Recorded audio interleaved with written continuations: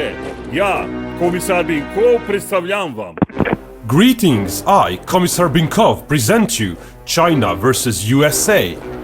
In this scenario, USA intervenes in a South China Sea scuffle. Suddenly, war with China breaks out. Nukes, morale or allies aren't modeled. But Japan will allow US operations from its existing bases. If hostilities escalate in a matter of days, the greatest US enemy would be geography. US would need time to bring in reinforcements. Currently, US has several fighter squadrons stationed in Japan. They are too weak against China on their own. They would wait for support.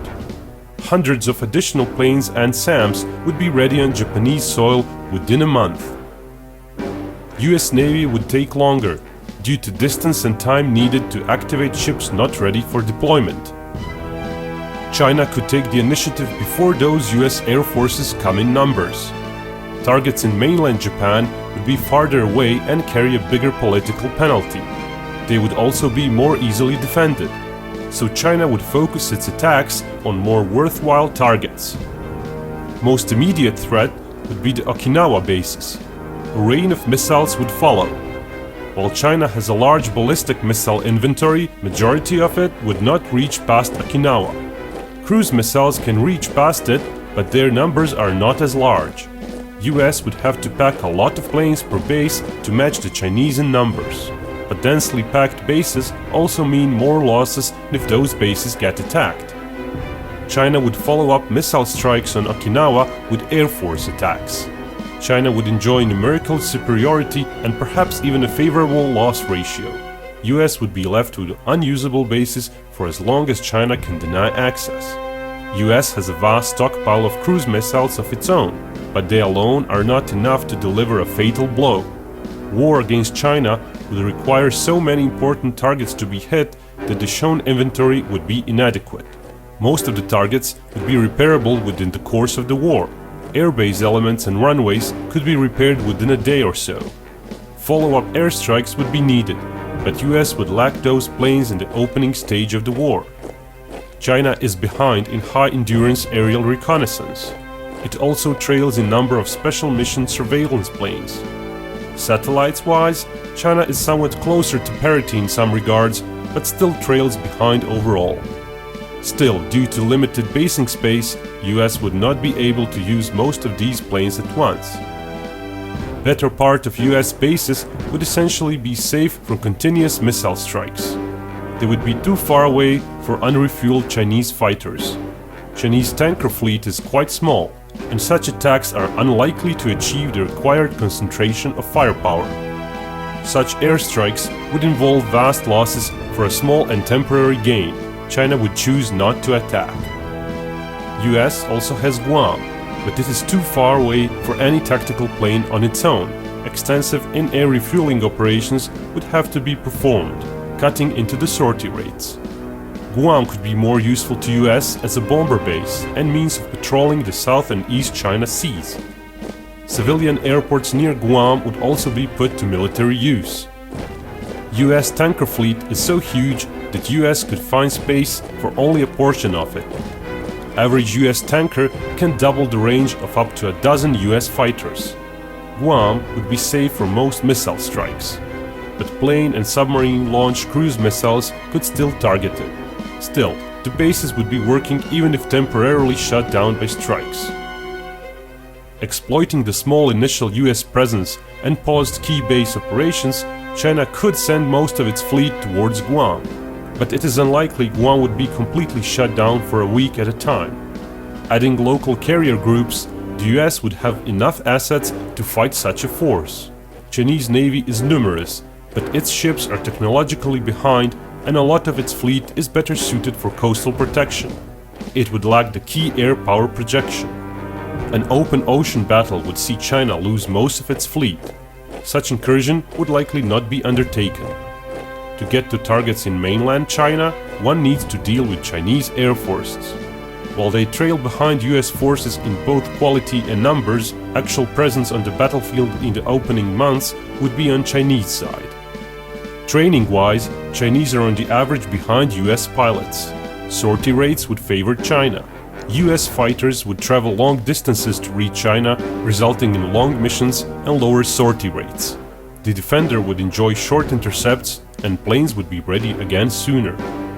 But the Chinese are behind in number of multi-role planes, meaning the overall number of fighters or strike planes would suffer.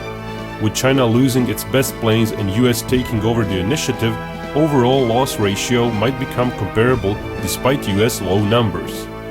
Some months later, US Navy would come into full force. But no navy can use all its ships at once, and the Trans-Pacific deployments would shorten the combat deployment time for most of the US fleet. Still, the difference in numbers and capability is staggering. China would have to choose: keep its navy battling for the seas close to Okinawa, thus slowing down US airstrikes, or keeping its fleet tucked away around safer areas. US naval air defenses would be in position to further deny strikes on Okinawa. China would eventually run out of missiles and fall back after inevitable naval losses. After a period of clearing out most of the sea mines, majority of the East China Sea would become US playground.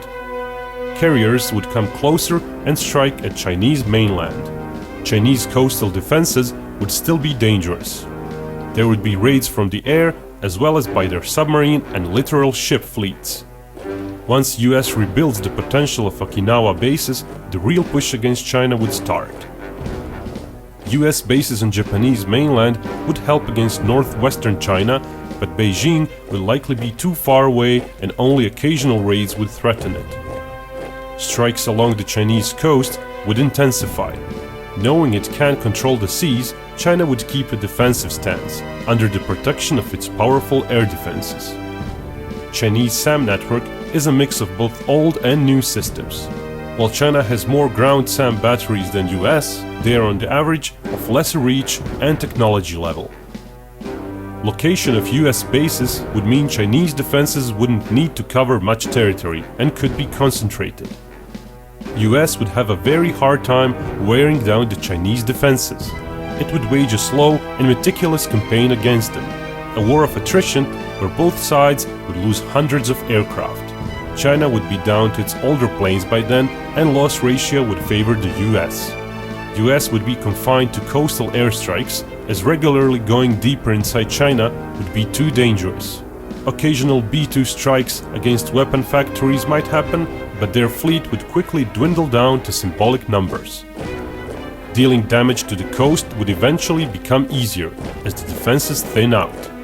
US would still have a large plane inventory to restock their bases, but amassing firepower would still be problematic.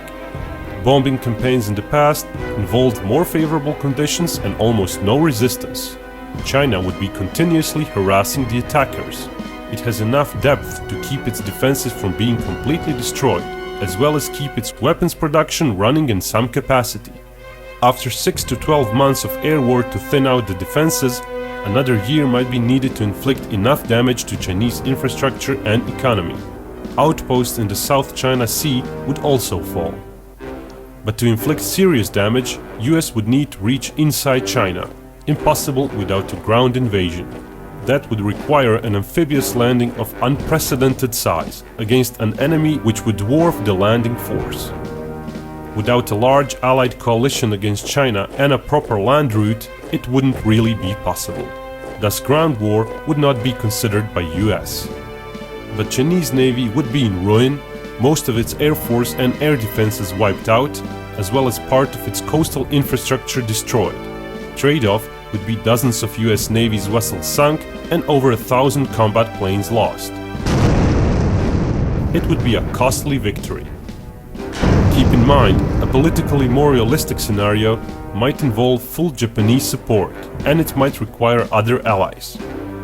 In such a case, the Chinese defenses would crack sooner, allied casualties would deflate, and damage inflicted would rise.